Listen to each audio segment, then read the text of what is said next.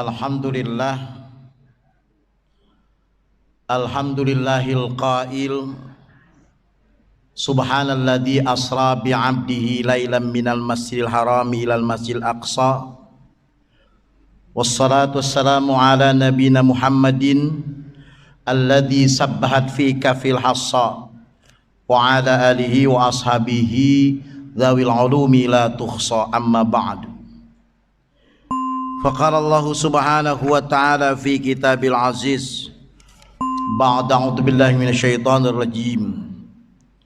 Ta'arujul malaikatu war-ruhu ilaihi fi yaumin kana miqdaru 50 alf sanah. Shadaqallahul azim.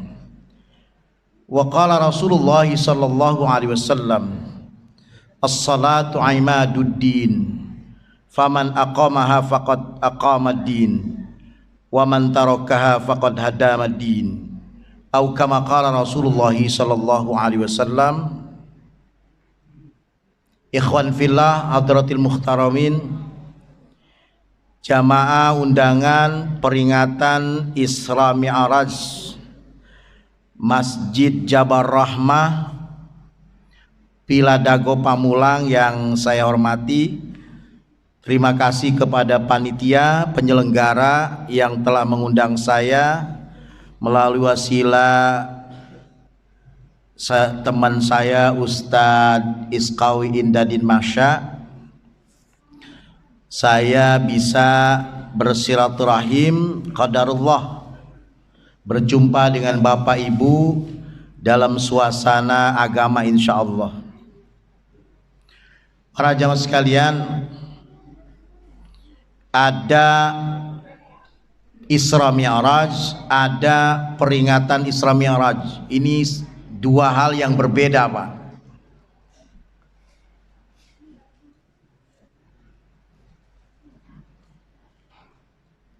Isra Mi'raj adalah peristiwa imaniyat dan juga ilmiah.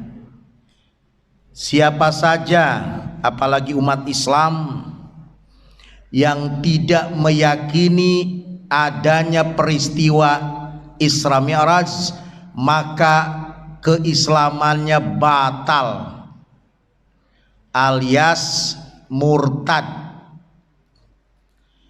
Karena peristiwa Isra Mi'raj yang terjadi kepada Rasulullah SAW adalah perkara yang berhubungan dengan keimanan. Iman itu, Pak, orientasinya perasaan. Maka antara iman dengan ilmu itu harus balance, ya, harus nyambung. Kalau antara iman dan ilmu tidak nyambung, nanti akan merevisi fikih klasik menjadi fikih PBB.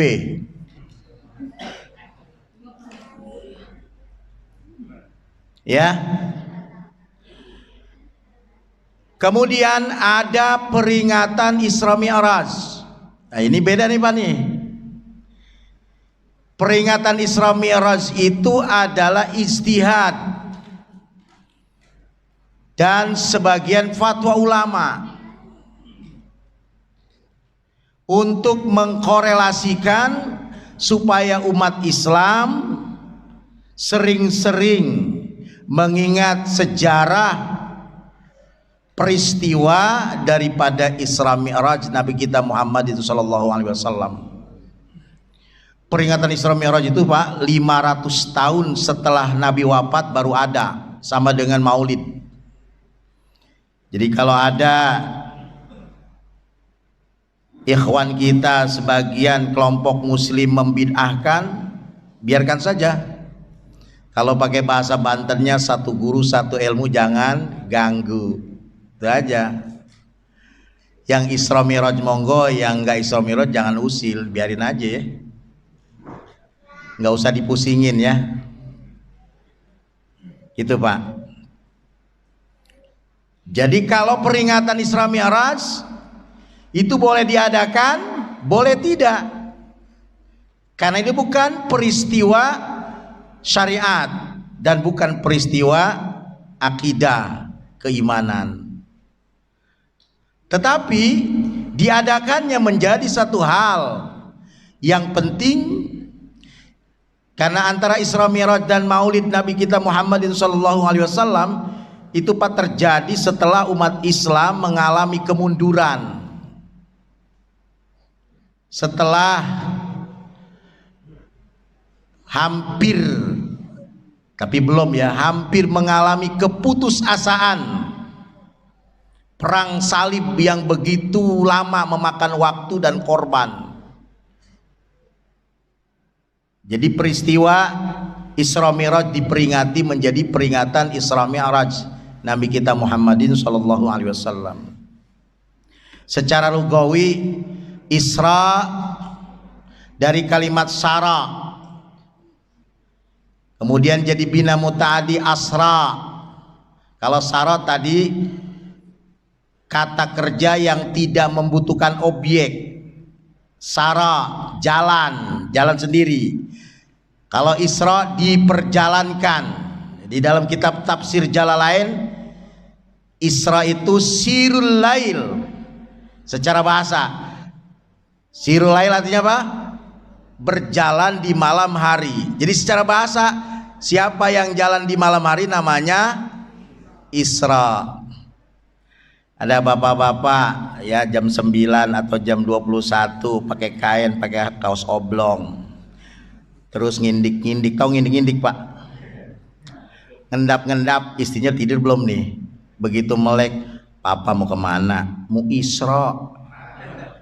Maksudnya mau gilir ke rumah yang muda. Tuh, jadi Isra itu jalan di malam hari.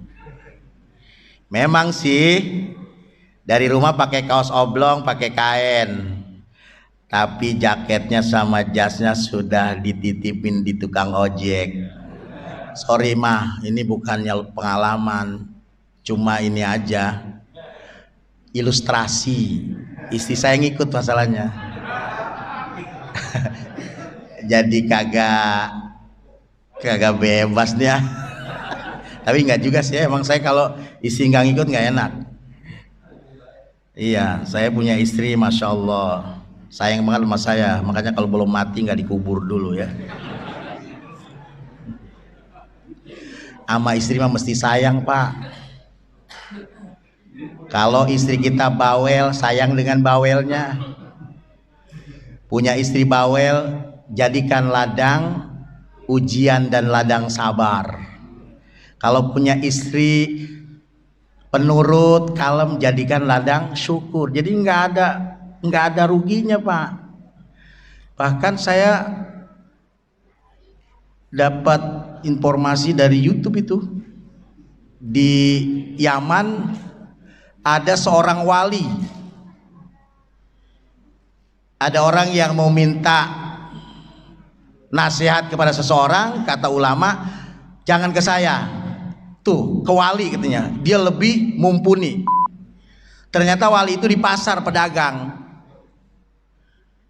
Apa yang menyebabkan dia jadi wali? Ternyata istrinya cerewet, bawelnya keucus-ucus, tapi dia sabar gitu. Jadi kalau Bapak ingin jadi wali, cari istri yang bawel ya Bu ya. Ibu-ibu mah nggak pernah ada rumus salahnya. Yang salah kita kenapa milih dia. Sorry ya mah.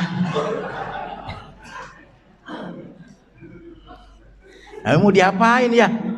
Nasib ya. Nggak usah gampang dikit cerai, akhirnya cerai, enggak, rezeki yang mampet. Udah, nggak usah cerai, nambah boleh. Sorry ya Bu, bukan ngajar nih. Kayaknya pengen banget, nggak kesampean. Jangan-jangan yang pakai kaos oblong tadi nih. Sorry ya Pak, harus begitu ya. Jadi apa tadi? Isra, jalan di malam hari. Jadi secara bahasa, jalan di malam hari itu disebut Isra. Jadi sirul lail, berjalan di malam hari. Kemudian mi'raj itu naik pakai ain, makanya kalau lagi naik agak ngeden dikit, mi'raj tuh. Ya kan? Ada tamu, kita lagi di kamar, assalamualaikum, waalaikumsalam. Karena lagi mi'raj, lagi naik maksudnya. Entah naik genteng apa naik apa gitu ya. Jadi mi'raj artinya naik. Jadi ta'ruj, araja. Jadi araja bina. Jadi Isra itu artinya jalan di malam hari. Kalau asra, subhanalladzi asra. Maha suci Engkau ya Allah. Subhanalladzi, maha suci Allah. Alladzi yang asra, telah menjalankan, memperjalankan. Jadi Rasul itu tidak jalan sendiri. Dia dihantar oleh Allah Subhanahu wa taala untuk sampai ke tempat tujuan yang dimaksud oleh Allah Subhanahu wa taala. Jadi mi'raj itu artinya naik, Pak. Sebagaimana di dalam surah Al-Ma'arij nih ayat 4 Allah Subhanahu wa taala berfirman, a'udzubillahi minasyaitonirrajim.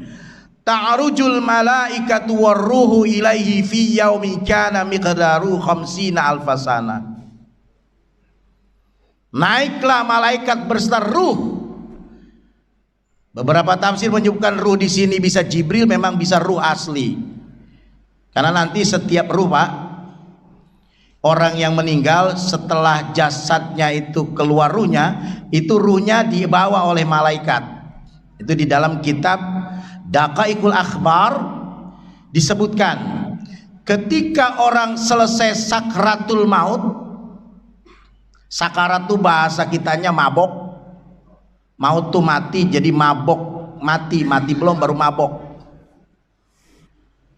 Ya, itu ketika selesai sakratul maut, ruhnya diambil.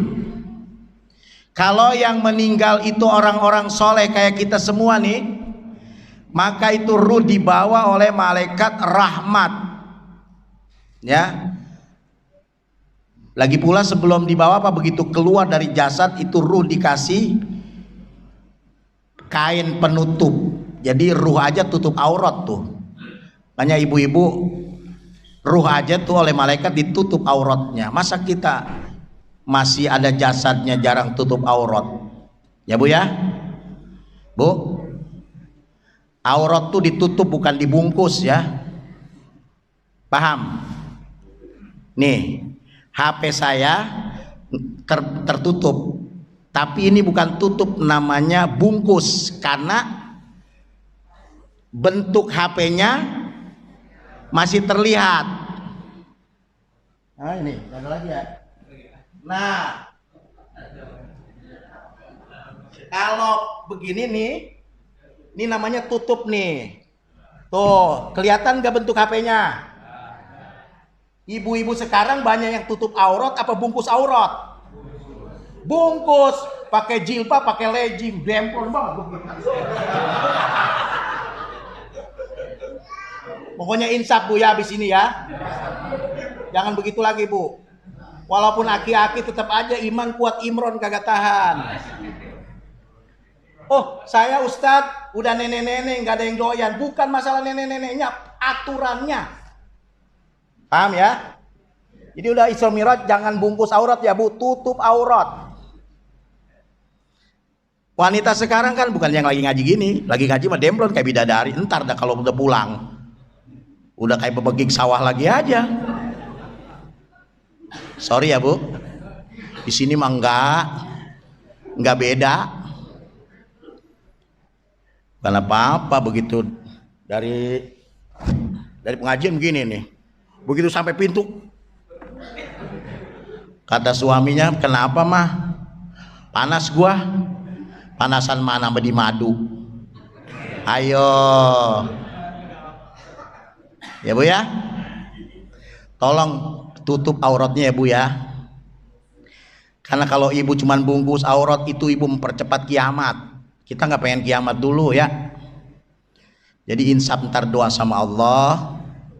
Sholat hajat, ya Allah, saya mulai hari ini saya mau tutup aurat. Saya udah nggak mau lagi bungkus aurat. Itu. Saya udah capek ya. Dilihat orang sana sini masuk dosa saya numpuk gitu. Kalau perlu nangis Bu ya. Jangan mikirin modis dulu, yang penting syariat dulu. Orang hari ini mikirin modus ya. Bukan modis akhirnya jadi modus. Jadi ruh saja dibungkus oleh kain sutra oleh malaikat rahmat. Maka ta'rujul malaikat warruh, naik mi'raj itu malaikat beserta ruh ya ke Sidratul Muntaha. Selama perjalanan ruh itu naik ke 7 lapis langit. Setiap langit itu akan ada penghuninya malaikat. Lalu malaikat mencium wangi semerbak. Ini ruh siapa? Ini yang wangi gini. Oh, ini ruhnya jamaah Masjid Jabar Rahmah. Amin ya. Wangi gitu ya. Tapi kalau bajidor, barisan jiwa doraka, ruhnya dibawa oleh malaikat bau busuk. Ini ruhnya siapa? Ini bau busuk gini. Oh, ini ruhnya cebong kayaknya nih. Itu macem-macem ya. Sorry ya kalau ada cebong di sini. Mau kampret, mau cebong. Ini mah lagi nyontoin Pak. Ya, itu makna daripada Mi'raj, naiknya Rasul Shallallahu Alaihi Wasallam dari langit pertama sampai ke 7, kemudian ke Rafrafil Ahdar, ke Mustawa, terakhir Ars. Itu makhluk Allah yang paling besar, tidak ada lagi Ars. Kemudian kita lihat Pak, apakah Isra Mi'raj itu ilmiah apa sekedar imaniat? Ini analisa saya Pak. Nanti kalau silakan tanya kepada ustadz yang lainnya ya. Sekarang gini, objek oknum yang Isra Mi'raj itu 3 Pak. 1, Rasul Shallallahu Alaihi Wasallam sebagai pemeran utama yang diisrokan dan dimi'rajkan. Yang kedua, pendampingnya malaikat Jibril alaihissalam. Yang ketiga, kendaraan namanya buraq. Rasul sendiri digambarkan oleh para ulama, dan sampai Allah Subhanahu wa taala berfirman di dalam hadis qudsi, laulaka ma khalaqtul aflaq. Muhammad, ini semua dunia ini tidak akan aku ciptakan kalau tidak ada sabab yang engkau yang aku ciptakan. Nurnya maksudnya. Jadi nur baginda Rasulullah SAW itu makhluk yang Allah ciptakan yang paling istimewa pertama. Walaupun ada ulama yang berbeda pandangan, makhluk yang pertama diciptakan adalah kolam. Tapi kolam bagaimana menulis kalau tidak ada cahaya? Ini perdebatan. Saya mengambil posisi bahwa yang diciptakan oleh Allah pertama adalah nur, cahaya. Gitu. Jadi Rasulullah itu cahaya, bahkan esensinya cahaya. Maka ada gubahan syair dalam kitab berjanji, anta syamsun anta badrun anta nurun fauqa nuri, gitu ya. Engkau adalah laksana matahari, engkau laksana bulan purnama, engkau adalah cahaya di atas cahaya. Jadi kita simpulkan Rasul Shallallahu Alaihi Wasallam itu cahaya. Kemudian malaikat diciptakan oleh Allah dari cahaya. Kendaraan untuk Isra Mi'raj namanya buraq. Itu jama dari kata barkun barqani, buraq. Barkun itu kilat. Kilat apa? Cahaya. Jadi kumpulan cahaya. Berarti 3 komponen cahaya yang digunakan untuk Isra Mi'raj. Jadi kita simpulkannya, yang berangkat Isra Mi'raj Tiga komponen tadi adalah cahaya. Dalam ilmu fisika dijelaskan, ciptaan Allah atau makhluk yang paling cepat pergerakannya itu cahaya. Yang kedua suara. Kecepatan cahaya bergerak dalam 1 detik bisa menempuh jarak 300.000 km per detik. Gitu Pak. Kalau 1 menit 18 juta kilometer. Gitu Pak. Kalau suara cuma 300.000 kilometer per detik. Makanya suara mah suka lambat. Kalau suara geledek itu kilatnya dulu baru suaranya, padahal bareng itu. Kalau dulu kan belum ada perumahan di sini ya, waktu saya kecil. Kalau kita bilang woi woi woi woi woi gitu kayak ada eho. Ya. Iya, sekarang ehonya dibuat ya. Karena suara agak lambat, tapi kalau cahaya cepat. 300.000 km per detik bisa menempuh jarak. Kata ulama, matahari sinarnya untuk bisa sampai ke bumi memerlukan waktu 3 detik. 3 kali 3 berapa? Enggak, 8 maksud saya, 8 detik. 8 kali 3 berapa? 24 juta kilometer berarti itu jauhnya matahari dari bumi. Gitu Pak cara ngitungnya. Itu matahari 28 juta kilometer aja masih panas. Bagaimana nanti di yaumil kiamah yang hanya 1 kilometer lebih dikit? Kayak apa panasnya? Tapi insya Allah kita orang-orang yang ahli ibadah, salah satunya kata Rasul sallallahu alaihi wasallam, sab'atun yudhilumullahu fi dhilli yauma la dhilla illa dhilu, imamun adilun wa sabun nasyafi ibadatillahi azza wa jal, wa radulun qalbuhu mu'allakun bil masajid. Al hadis. Ada 7 kelompok manusia di yaumil mahsyar nanti, di saat menunggu pengadilan ilahi. 7 kelompok ini akan full AC, duduk menunggu proses pengadilan, tidak kepanasan, dinaungi oleh Allah Subhanahu wa taala. Salah satunya adalah warajulun qalbuhu mu'allakun bil masajid. Seseorang yang hatinya ada hubungan koneksitas dengan masjid. Nah, kita nih insyaallah ya. Jadi ibu-ibu harus ada koneksitas dengan masjid. Masjid bagi ibu-ibu adalah tempat sujud. Bikin mihrab Bu ya di rumah kayak Siti Maryam. Ini rumah real estate, tempat sholat aja kagak ada. Begitu tamu mau numpang sholat, ibu-ibu sebentar ya Bu, beresin dulu. Ini berarti kita belum banyak peduli. Makanya siapkan Bu ya, siapkan. Bagi perempuan kan tidak ada anjuran untuk itikaf di masjid, maka bikin mihrab di rumah ya, tempat khusus untuk munajat merenung ya.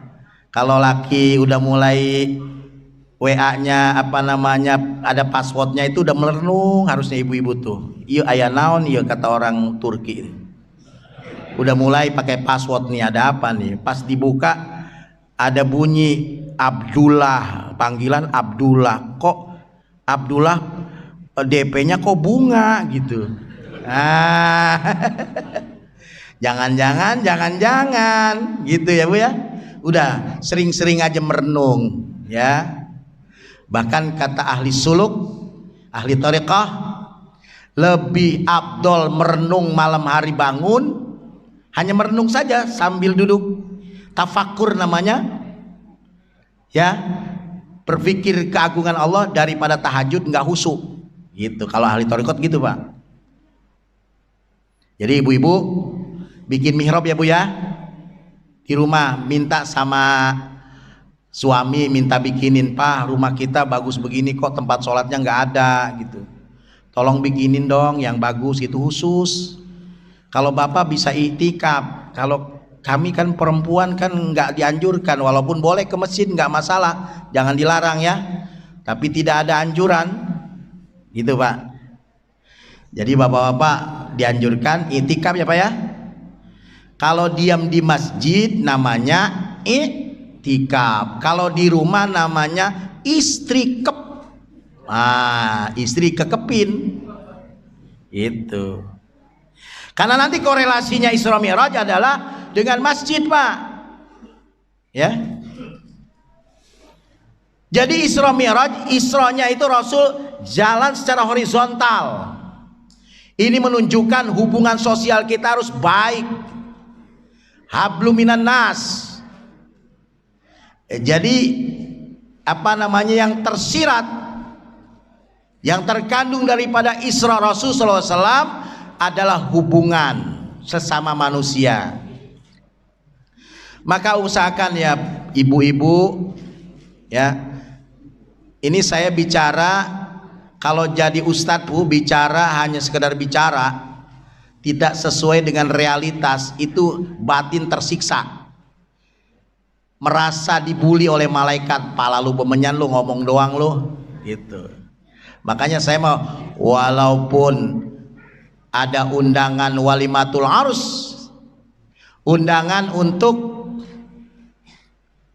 apa namanya nasihat perkawinan, istri saya ajak, ya, karena ada oknum teman-teman ustadz kalau istrinya mau ikut ceramah walimatul arus nggak diajak karena ngomongnya grogi.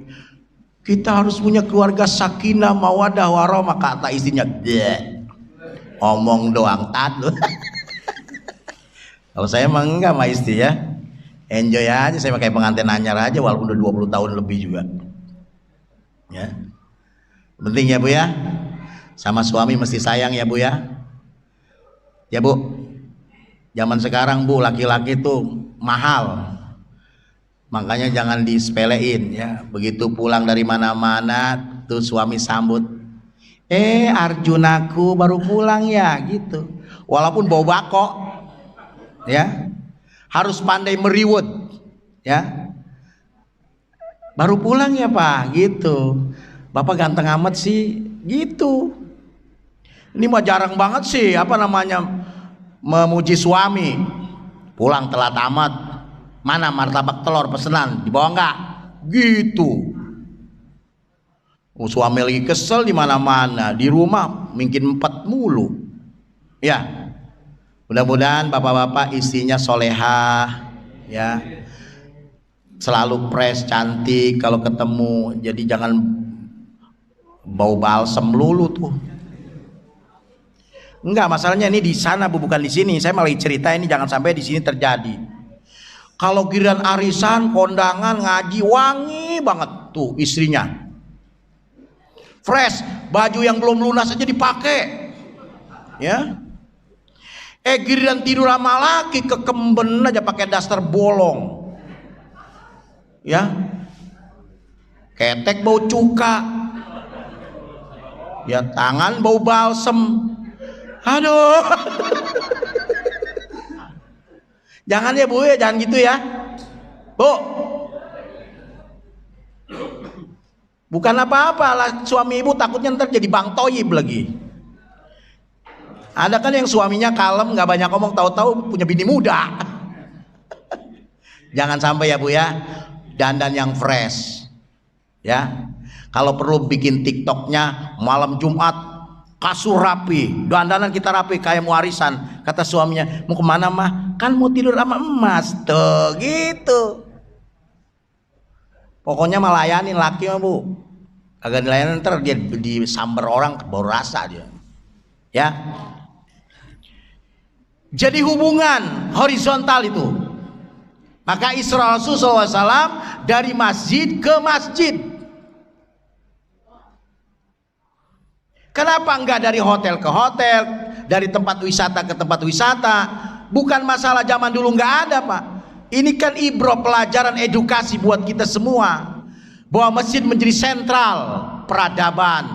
Ya, maka para ulama, ahli sejarah menyimpulkan Masjid Nabawi yang dibangun oleh Rasul Shallallahu Alaihi Wasallam memiliki 4 fungsi utama. Yang pertama sebagai sentral dakwah.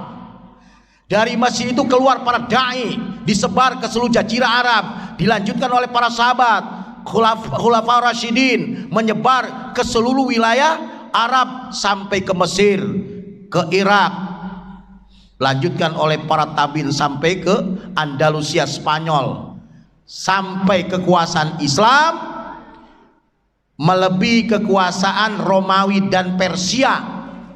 Romawi kekuasaannya teritorialnya cuma 5 juta kilometer persegi, ya. Persia 7 juta kilometer persegi. Umat Islam memiliki teritorial kekuasaan sampai 25 juta kilometer persegi. Kenapa? Masjid berfungsi maksimal, menjadi sentral dakwah. Hari ini masjid berfungsinya hanya tempat ibadah saja. Ya, ini mah nggak seberapa bangunnya ya. Ada masjid yang mewah sampai puluhan miliar. Ya, tapi habis sholat isya dikunci. Kalau mau sholat setengah 12 baru dibuka. Yang nabu beduk dia, yang ajan dia, yang qomat dia, yang imam dia. Ya aki-aki aja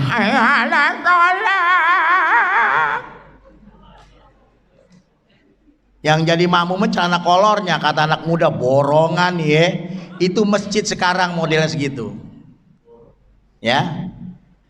Yang ngisi masjid rata-rata yang udah pada bau tanah, yang udah tanda tangan yang gak laku, udah pada tua. Udah gitu ditanya anak muda, kek rajin ke masjid ya, kakek mau ngapain lagi sekarang? Kerja enggak, tanda tangan udah nggak laku, anak udah kawin semua, udah ke masjid.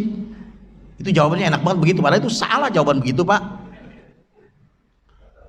Anugerah dari Allah bilang gitu, kakek bisa ke masjid ini anugerah. Kenapa anugerah? Karena ada orang yang lebih dari kakek,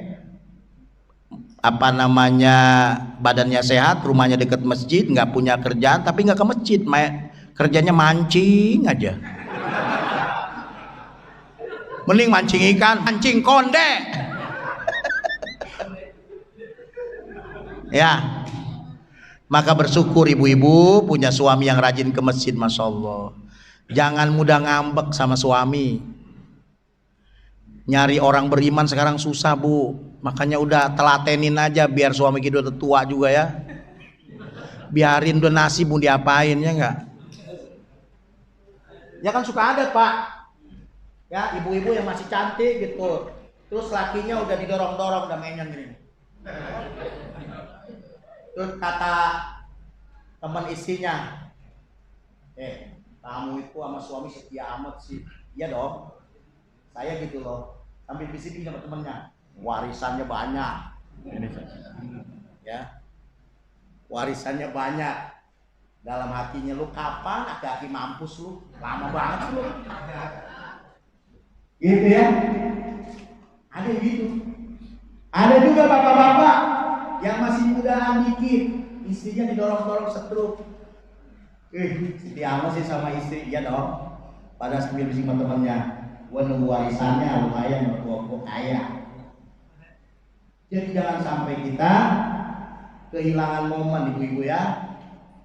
Hubungan kita dengan sesama, terutama dengan keluarga, itu harus dijaga. Maka masjid menjadi sentral dakwah. Ya. Jadi orang-orang beriman itu habitatnya masjid, Pak. Paham ya? Kata ulama, al-muslim fil masjid as-sama' alal ma'. Wal munafiqu fil masjid katoir al-qafas. Orang muslim di dalam masjid percis seperti ikan di dalam air. Betah ada ikan yang keluar dari air. Gak ada ikan gendeng berarti. Ikan memang habitatnya di air. Maka orang beriman itu habitatnya masjid. Pulang dari mana-mana nggak betah lama-lama di rumah, ke mana Pak? Ke masjid, itikaf itu. Jadi dibiasakan Pak cinta masjid.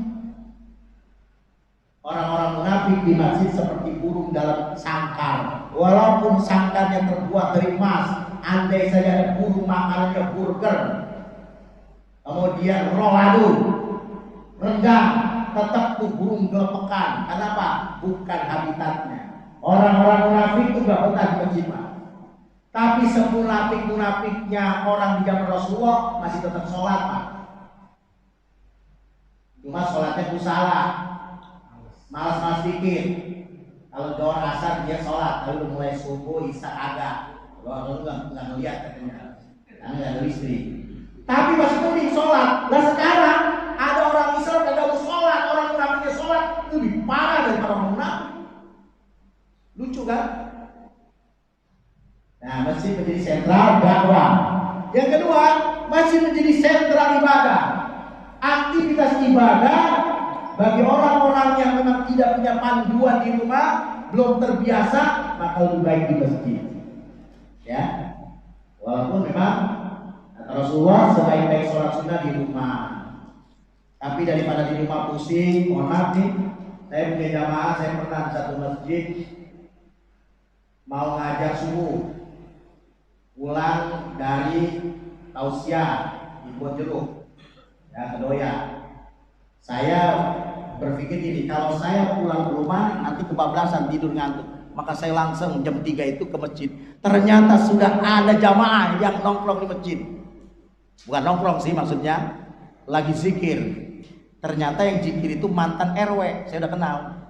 Pak RW rajin amat, udah ke masjid. Apa jawab dia? Ya Tat, daripada di rumah saya nggak usah diorangin lagi.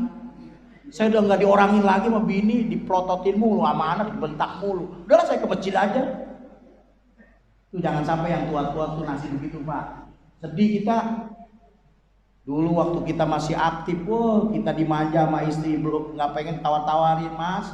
Mau makan apa, Mas? Sekarang cari sendiri. Udah pensiun, udah nggak produktif. Akhirnya cuma tinggal ngomong doang kalau ada datang yang junior. Dulu saya waktu belum pensiun, saya nih donatur di masjid Jabar Rohmah. Sekarang agak mohon maaf aja Pak, ngarepin gaji 13 nggak ada bulan 13, gitu kan? Akhirnya kena post power syndrome, minder. Ya. Maka masjid menjadi sentral. Udah ke masjid aja itikaf ya. Biasa itu kayak jamaah tabligh. Kita itikaf di masjid, Masya Allah. Jadi sentral ibadah, zikir, baca Quran ya, di masjid dibiasakan. Jadi harus betah di masjid ya, ya Pak ya. Kemudian masjid menjadi sentral pendidikan. Di zaman Rasulullah SAW, Masjid Nabawi itu berfungsi ganda sebagai sentral pendidikan. Dari masjid itu keluar alim, hafiz, hafizah. Ya. Walaupun tidak ada kampus akademis, tapi mereka bisa menguasai 2/3 benua. Kenapa? Masjid berfungsi maksimal. Kemudian masjid menjadi sentral tadi dakwah, ibadah, pendidikan, dan sentra pelayanan sosial. Jadi masjid pada posisi sentra pelayanan sosial, masjid punya basis ekonomi. Ya. Ada rumah sakit bersalin, ada minimart, sehingga gaji pengurus masjid itu UMR. Makanya kalau rapat korum terus ya. Iya, yang butuh uang kan orang, bukan masjid Pak ya. Daripada tuh masjid saldonya cuma diumumin aja tiap Jumat, saldo masjid Jabar Rahmah 100 juta. Ini contoh aja, contoh Pak. Pas ditanya sama jamaah, uangnya di mana Pak? Ada, dipinjam RT, di Jember Bendahara. Tapi bukan di sini, mah contoh Pak, contoh, mohon maaf ya, contoh ya. Ini mah enggak. Karena pernah ada satu masjid saya ngajar itu, bendaharanya berhenti. Kenapa? Pinjem uang masjid 50 juta buat hajatan dangdutan, akhirnya hajatnya kagak kepulangan lagi. Hujan, udah gitu nanggap dangdutan, Allah kesel, gak ada yang kondangan. pada nge-WA doang, sorry ya, Anda nggak bisa kondangan, nasib berantem sama bininya, uang masjid dipakai tuh. Nah, jadi bagaimana supaya masjid punya basis ekonomi? Ya, ada beberapa masjid sekarang sudah memberikan beasiswa Pak kepada anak-anak seperti ini. Ya, anak-anak usia sekolah, kemudian dibiayai, mondok di pesantren tahfiz, yang penting nanti sudah selesai ngabdi di masjid jadi imam di sini. Bagus kan? Jadi kalau masjid sekarang ada Jumat Berkah, ada masjid yang beli makanannya satu porsi 3.000 pakai ayam, itu udah biasa ya. Udah biasa urusan makanan mah. Ya, beli di masjid makanan satu porsi 3.000, tapi dia minta kupon ke jamaahnya 10.000. Ya, kita juga bisa begitu mah. Iya, cuma ngelola. Gitu ya. Udah banyak hal seperti itu mah. Sekarang yang terpenting bagaimana SDM-nya mampu memakmurkan masjid, Pak. Ini yang terpenting. Hari ini orang masih alergi tinggal di masjid nggak lama-lama. Ini kalau nggak ada peringatan Isra Mi'raj, boro-boro sampai wayang gini ada di masjid. Ya, udah jauh aja. Sholat juga begitu. Assalamualaikum, assalamualaikum. Allahumma lantas jalan wa minta pulang. Agak betah. Ya. Jadi sekarang masajiduhum amiratun walakinal kharabu minal huda.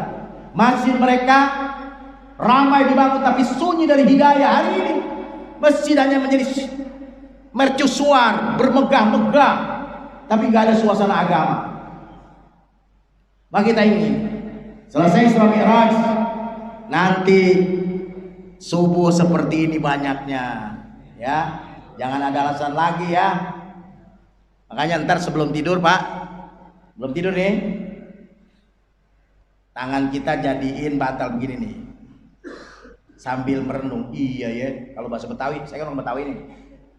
Iya ya, gue malas amat ke masjid ya.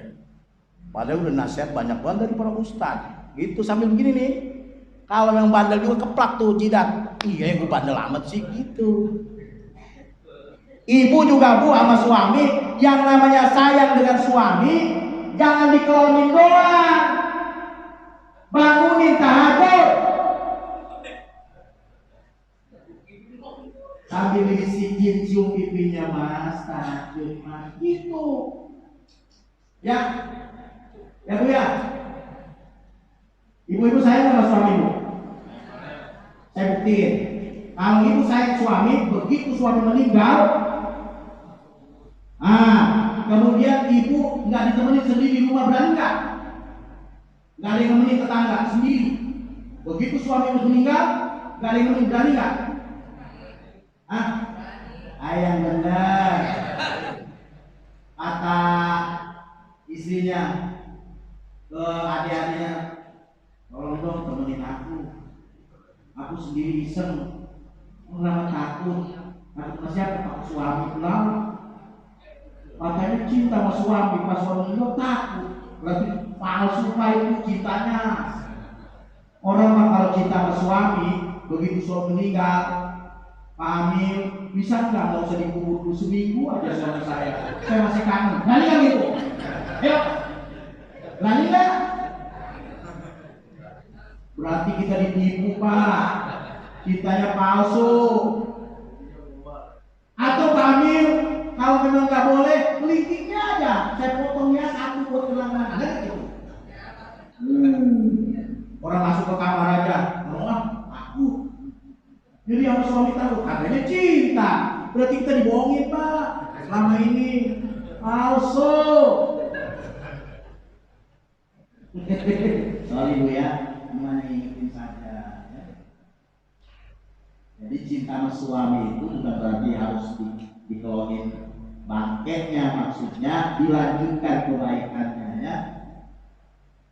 Ibu-ibu nih, jadi ingatkan suami, kalau suami jalan ke masjid terus aja, ingatkan, jangan bosan. Laki-laki itu bagusnya sholat di masjid. pahalanya 27.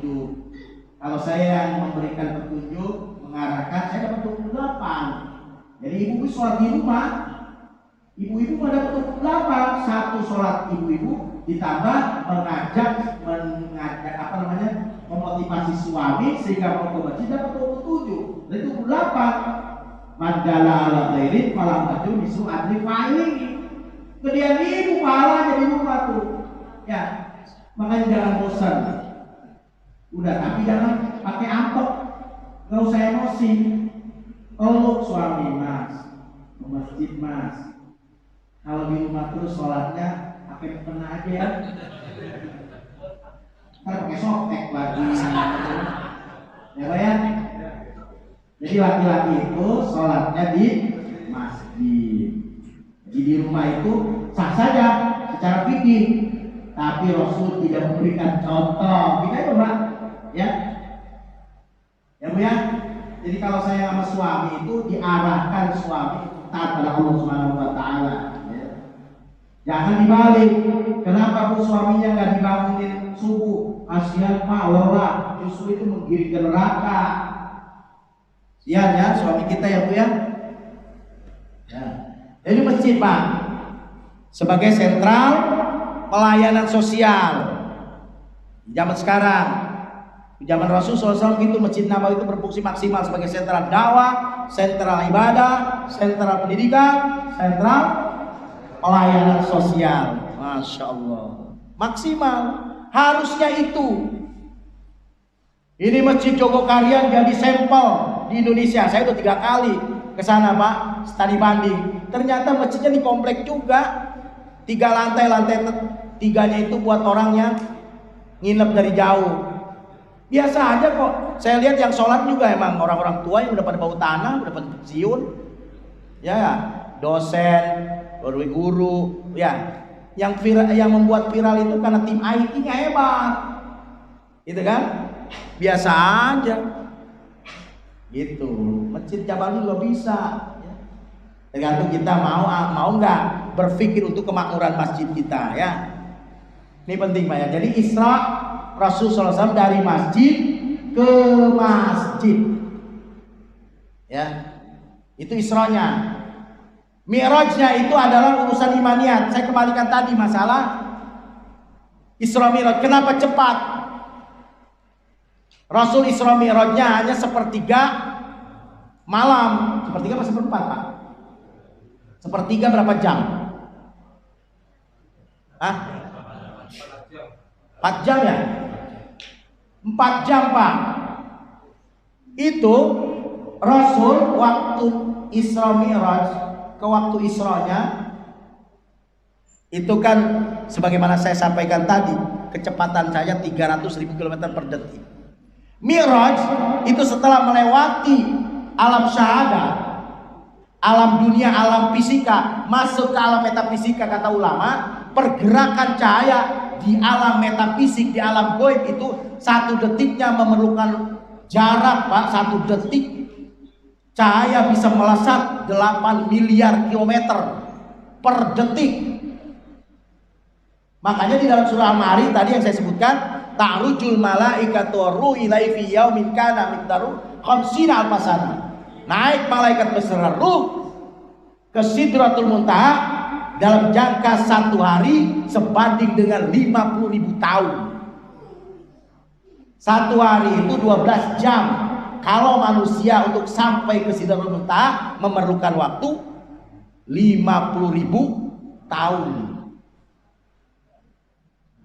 Makanya jangan aneh ibu-ibu kalau ada berita dari Rasulullah SAW bahwa nanti ada pohon di surga yang kalau kita muter 1 hari belum keputeran, saking besarnya. Lah kita menggunakannya nalar akal yang sederhana. Buat apaan gede-gede? Kita dikasih istana ya, yang sisanya aja seluas daripada langit dan bumi untuk 1 orang. Ngapain gede-gede? Karena kan itu wilayahnya ranah akhirat Pak. Orang akhirat tuh gede-gede Pak. Gitu ya. Jadi jangan diukur dengan urusan di dunia dengan akal yang sederhana. karena akal kita terbatas. Akal tidak bisa menganalisa satu persoalan yang tidak bisa diindra. Akal hanya mampu menganalisa satu masalah, objek yang bisa didengar, dilihat, diraba, dirasa, dicium. Di luar itu bukan urusan akal. Bagaimana Rasulullah SAW Mi'raj ke Sidratul Muntaha, wallahu a'lam. Itu bukan urusan kita. Yang jelas itu wilayah imaniyat, kekuasaan Allah Subhanahu wa taala. Nah ini terakhir, ini kelamaan ya, capek juga nih. Gak apa-apa ya Pak ya. Ntar ada tanya jawab, Bapak yang nanya jawab sendiri ya. Iya. Jadi gini, ibu-ibu. Jadi kita masuk saja dan segmen terakhir masalah sholat. Ulama-ulama menyimpulkan kemaksiatan yang paling dahsyat, paling besar itu ketika orang meninggalkan sholat. Mohon maaf nih, kalau diukur dengan hukum. Orang berzina Pak, Islamnya tidak hilang. Orang judi mabok, orang korupsi, Islam identitas tidak hilang. Tapi kalau sholat ditinggalkan, identitas Islamnya hilang. Ya, maka hati-hati dengan sholat, jangan remehkan. Kata Rasulullah SAW, hadis yang mampu udah biasa itu, as-salatu imaduddin, faman aqoma faqad aqomadin, waman taraka faqad hadamadin. Siapa yang mendirikan sholat, sholat itu didirikan Pak, bukan dikerjakan. Kalau kita masih mengerjakan sholat, belum mendirikan sholat. Kenapa? Kalau didirikan itu antara jasad dan ruh menyatu. Jasad yang mengikuti ritme rukun sholat, ruhnya komunikasi dengan Allah, itu sholat didirikan namanya. Makanya Rasulullah as-sholatu mi'rajul mu'minin. Sholat adalah mi'rajnya orang beriman. Jasad yang di bumi, ruhnya komunikasi dengan Allah. Itu Pak.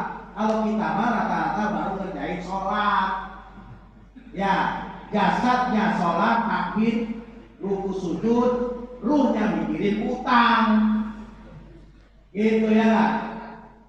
Ingat sana, ingat situ. Makanya kalau lupa kunci di mana, udah sholatnya 2 rakaat pasti ingat kan.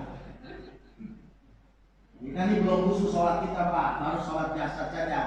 Maka kita melaksanakan sholat baru kumpul kewajiban, baru dapat hikmah ya. Makanya biasain sholat tengah malam itu untuk melatih 1 rakaat jauh, 2 rakaat tambah begitu. Jadi biasakan, jangan dianggap remeh. Yang penting sholat yang penting sholat gitu. Jadi nggak ada kualitas sholat kita. Ya, Rasulullah SAW kata para sahabat bilang gini, tidak ada bau ampun fafajiah sholat. Rasul kalau punya masalah, problem langsung duduk, kemudian sholat 2 rakaat. Jadi setiap ada masalah diselesaikan dengan sholat Pak. Kalau kita ada masalah, selesaikannya kepada orang. Kalau nggak mantap, tentu baru ke Allah. Kembali kita koneksitas sama Allah belakangan. Ini Allah nggak suka Pak. Allah itu paling suka dikomunikasikan lebih dulu. Jadi kalau kita punya masalah, masalah apa saja, kepala pening, jangan langsung ingat botrek, sakit jangan ingat dokter. Dokter juga manusia kok, nggak pinter-pinter amat. Mohon maaf kalau ada yang dokter di sini. Kita kan kalau berobat ditanya, ada apa yang dirasa? Ini Pak kanker atau kering. Udah berapa lama Pak panasnya? 2 hari. Hanya juga dokternya. Ya kan? Kembali turunnya gitu. Aman. Apa namanya? Di center. Oh, ini Bapak kayaknya pengen kawin lagi nih. Ini baru tahu dokter. Kata dokter, ini Bapak pantangan Pak, nggak boleh makan yang keras-keras, batu kali. Nggak boleh makan yang berminyak, opor. Gitu. Ya kan Pak?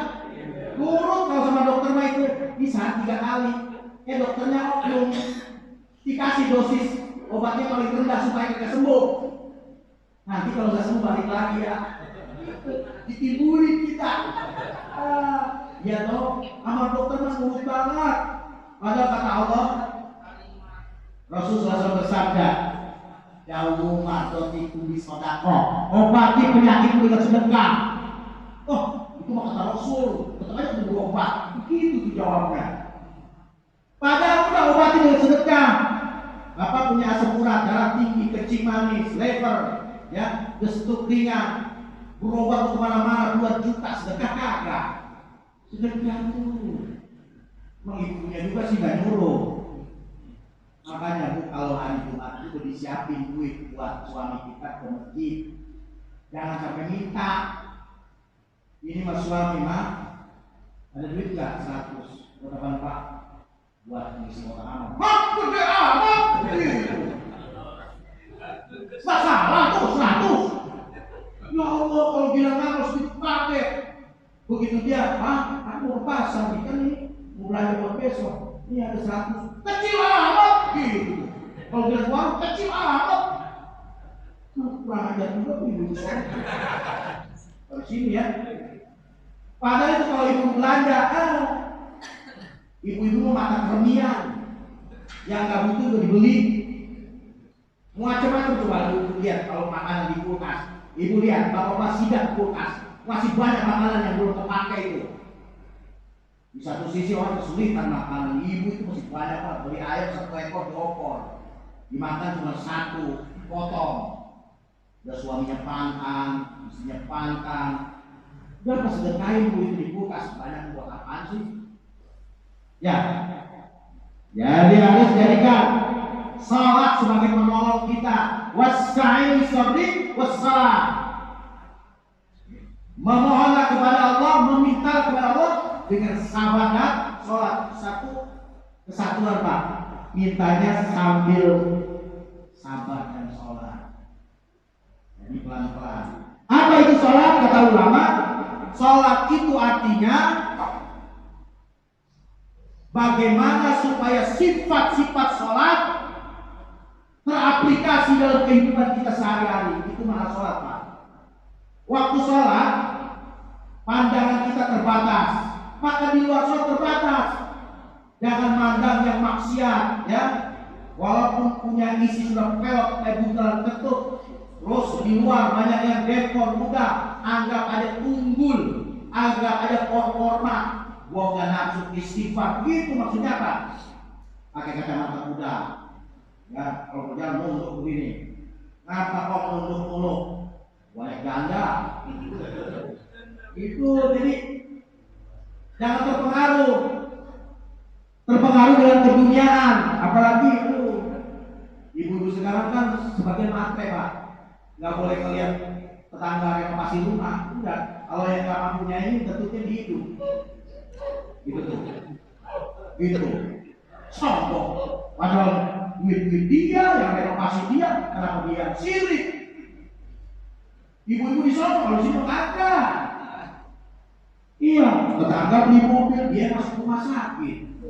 Tetangga renovasi dia batuk WC. Iri aja heran kenapa sih? Sekalinya ngaji, waduh pakai gelang, pakai kalung. Guru belum datang ustazah lama-lama sih gatel nih. Supaya gelangnya kelihatan gitu. Aduh gerah nih supaya gelangnya kelihatan gitu. Modus. Memang bapak-bapaknya juga sih. Kalau sama istri dimanjain banget. Segala apanya dibeli, Gucci dibeli, yang gak butuh-butuh amat tuh. Ya. Di ruangan tamu Gucci mahal-mahal, pakai lemari kaca. Gila tempat duduk kaleng cat gak boleh ngambil dari masjid. Aduh. Gila orang numpang sholat ibu-ibu. Itu sholatnya cepat-cepat. Kenapa? Mukanya bau. Udah 3 tahun kagak ganti-ganti. Nah, lupa ibu ya. Ibu itu harus sederhana, ibu ngapain Bu? Jahilah saja juhud. Juhud itu tidak terpengaruh dengan dunia. Ngapain tuh kunci-kunci gitu? Bikin pusing tetangga kalau masuk rumah kita ini termanyun pulang lakinya.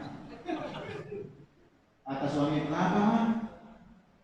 Kamu pulang habis main dulu temen kamu kok malah gitu kelihatannya kamu Mas nggak seperti tetangga aku tuh katanya istrinya beli apa sih dia apa namanya dikulai kerja apa saya kamu makanya saya begini gitu ya. Jadi iri urusan gitu ya. Tapi ibu-ibu walaupun lagi emosi Pak kreatif dia Pak, sambil ngomel sambil kepel Mas Saya dari dulu rumah tangga sama kamu susah. Iya, ibu mah. Kamu tulis Pak, serain aja Mas, saya serain. Kamu cuci piring. Jadi ibu mah kreatif kalau ngomel ya Bu ya.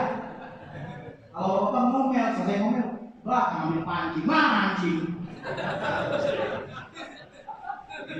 Iya. Ya bayang nih Pak, sama istri mah jangan kalah.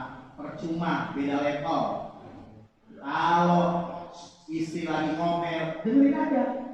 Dia mereka hanya ingin dengerin. Itu aja, dengerin aja. Ntar kalau udah selesai, isi dompet tidak keluarin, selesai. Serius, saya yang punya isi. Kalau dia ke mall, dia nunjuk apa saja saya kasih. Nunjuk tulang saya kasih. Nunjuk baju bagus saya kasih. Nunjuk aja Pak. Berapa susahnya nunjuknya lah. Sering-sering Pak istri itu dipeluk ya. Jadi dia dirapek oleh kita. Jangan masak apa kamu? Balap banget. Gila makan bisnis mah. Ada yang bisa saya bantu? Gila di sini berapa? Kenapa? Saya kerja nih. Salah juga Pak. Justru apa istri harus romantis. Gitu. Istri cantik kayak ngapain? Padahal kayak bener terus. Nyenangin orang dong Pak, ya enggak? Kan istri Bapak sekarang memang spare partnya udah pada outlek. Sekarang kan udah keluar anak 5, wajar aja. Jadi kita ingetinnya 20 tahun yang lalu, gitu dong. Mama, Bu, 20 tahun yang lalu kamu nanti dress banget, gitu dong. Itu perempuan Pak kalau dimanja jalannya kayak bebek melot. Aku jarang banget sih. Jarang banget sih mengapresiasi istri.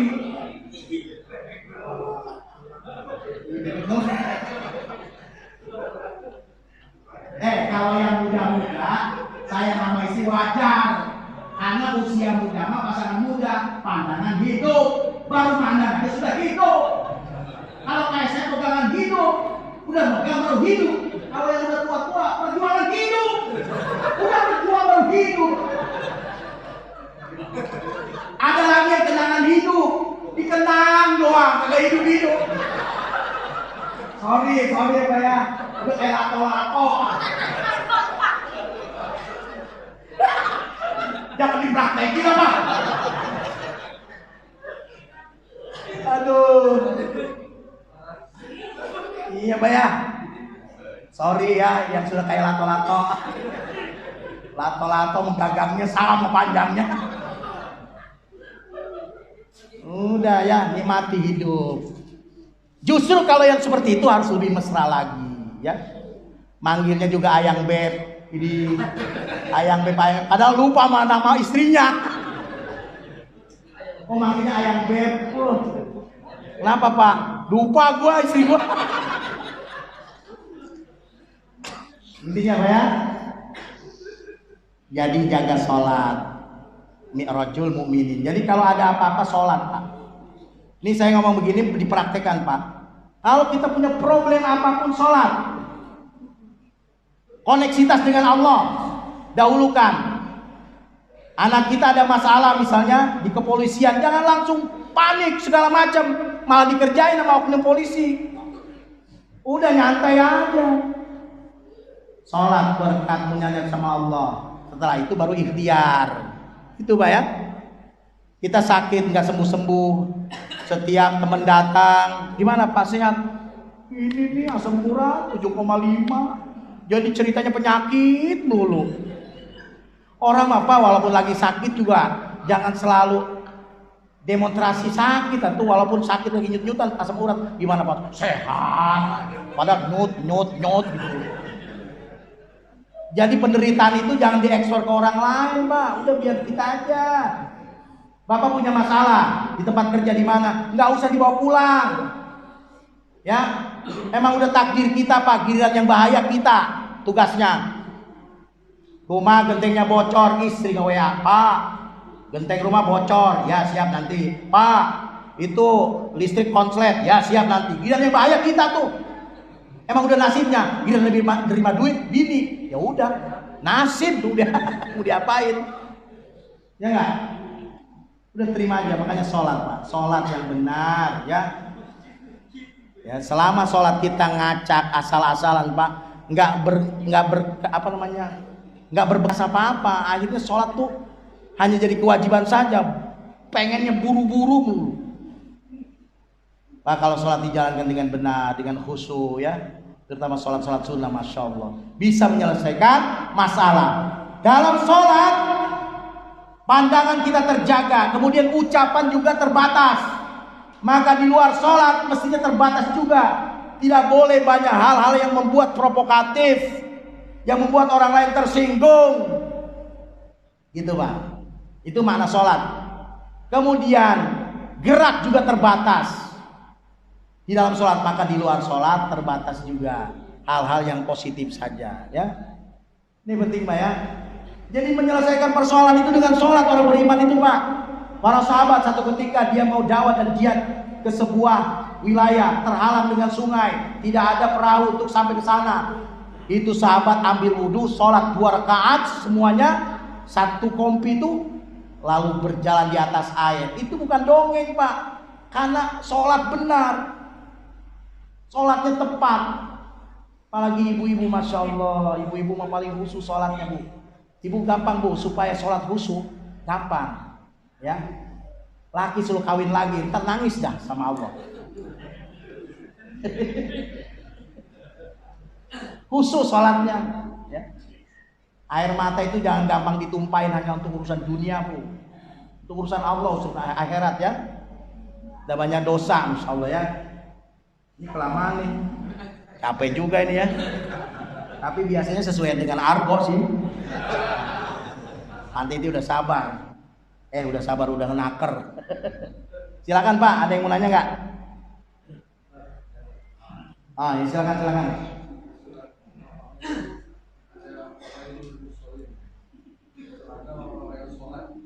Ya.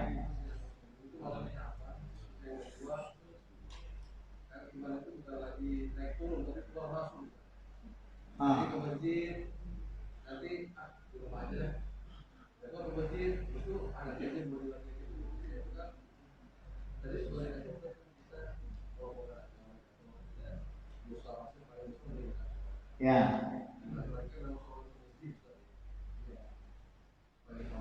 Yang ditanyakan? Itu gimana cara supaya imam kita itu yang tidak kendor, tidak masuk. Iya.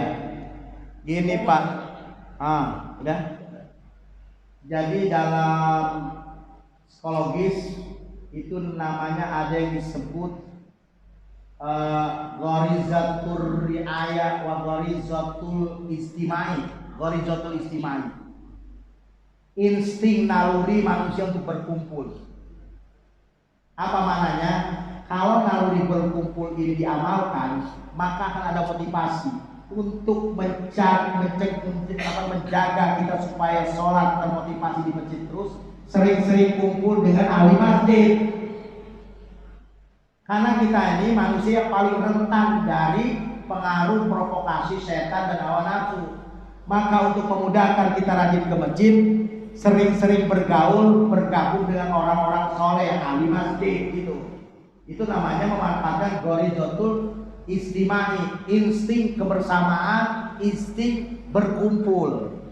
Kita Pak kalau habis dengerin ceramah gini nih suka naik kan, iman kita pengen begini, pengen begitu. Tapi sampai di rumah ngeplek. Kenapa? Nggak ada suasana. Perasaan gua tadi di masjid mah enak banget tuh. Begitu di rumah praktekinnya nggak ada suasana, nggak bisa.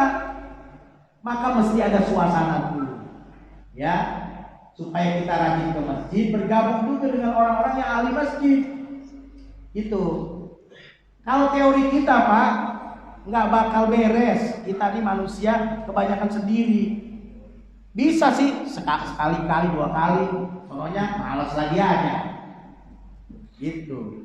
Jadi untuk supaya rajin ke masjid, maka sering-seringlah kumpul dengan orang-orang ahli masjid. Itu sambil banyak istighfar, Yang terpenting juga adalah innamal a'malu binniyat. Sesuatu amal perbuatan tergantung niat. Maksudnya apa? Taken kontrak dengan Allah, bikin kontrak akad. Ya Allah, pakai surat hajat dulu. Saya mulai malam ini setelah dengar Isra Mi'raj, saya mau istiqomah ke masjid. 5 waktu salat berjamaah. Doa sama Allah. Nanti Allah mudahkan hati kita, gitu loh. Sambil kita memberikan edukasi kepada istri. Wahai istriku, aku sudah tekan kontrak dengan Allah akan mau sholat berjamaah di masjid atau dimanapun azan berkumandang. Tolong ingatkan aku, gitu. Itu Pak ya? Caranya gitu. Kalau cuma insya Allah, ya insya Allah wanabut. Yang tukang kredit rentenir. Oh pas sholat berjamaah besok subuh, insya Allahnya insya Allah mau menghindar. Yang nggak nyambung gitu loh.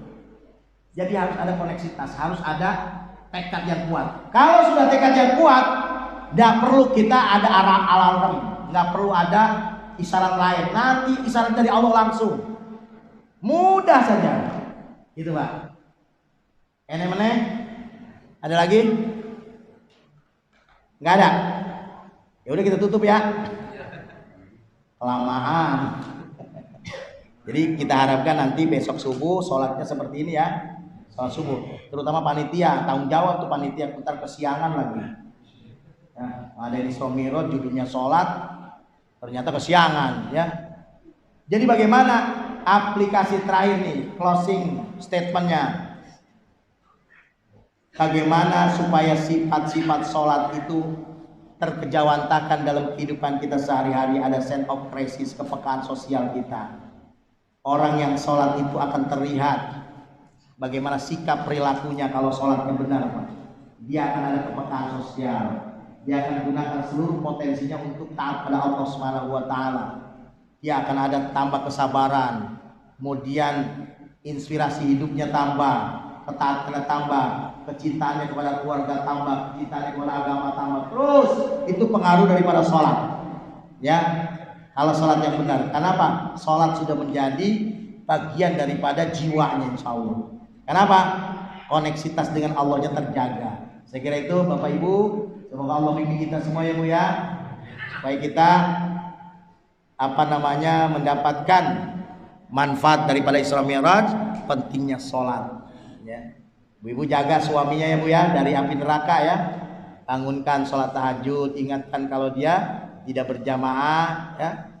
Suasana agama dibentuk di rumah insyaallah supaya setan pada minggi dari rumah, masuklah kekuatan malaikat insyaallah dalam diri kita. Saya kira itu. Oke, kita tutup dengan doa ya Pak. Ini borongan. Amplopnya 2 dong. Ustaz amplop mulu ah. Mari Bapak-bapak, Ibu-ibu. Ntar saya minum dulu ya. Wih. Susu nih.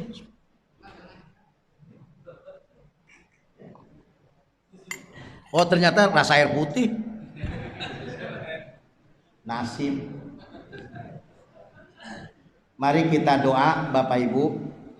Ketika saya mengumandangkan doa, Bapak Ibu silakan minta di dalam hati masing-masing ya. Tapi yang penting realistis ya. Jangan gaji 3 juta minta real estate. Yang di Sumarekon, di BSD nggak nyambung ya. Jadi doa itu yang realistis saja, minta menguatkan iman ya, supaya kita bisa rajin ibadah, peka terhadap lingkungan ya. Mari kita berdoa kepada Allah Subhanahu wa taala agar kita diberikan hidayah, kekuatan untuk melaksanakan ketaatan pada Allah Subhanahu wa taala. Biniyatin sholihah al-Fatihah. A'udzubillahi minasyaitonir rajim. Bismillahirrahmanirrahim. Alhamdulillahirabbil alamin arrahmanir rahim maliki yaumiddin. Iyyaka na'budu wa iyyaka nasta'in. Ihdinas siratal mustaqim. Siratal ladzina an'amta 'alaihim ghairil maghdubi 'alaihim waladdallin. Amin. Astaghfirullahaladzim, astaghfirullahaladzim, astaghfirullahaladzim karim. Allahumma salli ala sayyidina Muhammadin fil awwal khairin wa barik wa sallim. Wa radiyallahu ta'ala an risalati ashabi Rasulillah ajma'in. Bismillahirrahmanirrahim. الحمد لله رب العالمين حمدا يوفي نعمه ويكمل مزيدا يا أول الأولين يا آخر الآخرين يا ذا القوة المتين يا رحيم المساكين يا أرحم الراحمين اللهم ارحم أمة سيدنا محمد اللهم انصر أمة سيدنا محمد اللهم اهد أمة سيدنا محمد اللهم اهدنا واهد بنا واجعلنا سببا لمن اهتدى اللهم اجعلنا جمعا مرحوما وتفرقنا من بعد تفرقا معصوما اللهم يسر لنا عند خروج روحنا بنطق لا إله إلا الله اللهم اغفر لنا ولوالدينا وارحمهم كما ربنا صغارا ربنا تقبل منا إنك أنت السميع العليم وتب علينا إنك أنت التواب الرحيم ربنا آتنا في الدنيا حسنة وفي الآخرة حسنة وقنا عذاب النار سبحان ربك رب العزة عما يصفون وسلام على المرسلين والحمد لله رب العالمين سبحانك اللهم وبحمدك أشهد أن لا إله إلا أنت أستغفرك وأتوب إليك السلام عليكم ورحمة الله وبركاته.